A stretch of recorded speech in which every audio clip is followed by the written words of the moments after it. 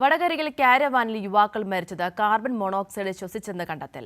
ജനറേറ്ററിൽ നിന്നാണ് വാതകം ഉള്ളിലെത്തിയതെന്നും NIT വിദഗ്ധ സംഘം നടത്തിയ പരിശോധനയിൽ കണ്ടെത്തി.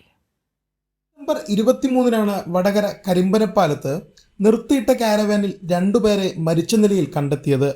കോഴിക്കോട് NITയിലെ സാങ്കേതിക വിദഗ്ധരുടെ നേതൃത്വത്തിൽ നടത്തിയ പരിശോധനയിലാണ് കാരവാനിൽ വിഷവാതകമായ കാർബൺ മോണോക്സൈഡിന്റെ സാന്നിധ്യം കണ്ടെത്തിയത്. വാഹനത്തിലെ അടച്ചിട്ട അറയിൽ ജനറേറ്റർ പ്രവർത്തിപ്പിച്ചതാവാം അപകടത്തിനിടയാക്കിയതെന്നാണ് നിഗമനം.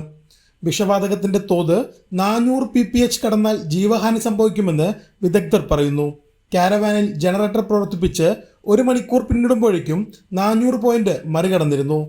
പ്ലാറ്റ്ഫോമിലെ ദ്വാരം വഴി വാതകം കാരവാനിലെത്തുകയായിരുന്നു. 2 മണിക്കൂറിനകം 957 pph അളവ് കാർബൺ മോണോക്സൈഡ് കാരവാന്റെ ഉള്ളിലെത്തിയെന്നാണ് വിദഗ്ധ സംഘം കണ്ടെത്തിയത്.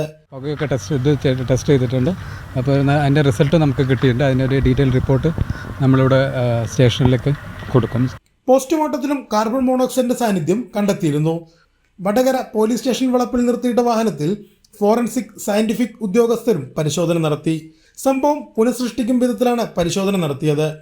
വിദഗ്ധ സംഘത്തിന്റെ അന്തിമ റിപ്പോർട്ട് അടുത്ത ദിവസം ലഭിക്കുമെന്ന് Vadakara station inspector N. Sunilkumar പറഞ്ഞു.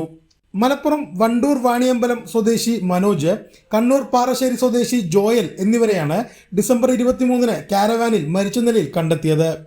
കൈരളി ന്യൂസ്, കോഴിക്കോട്.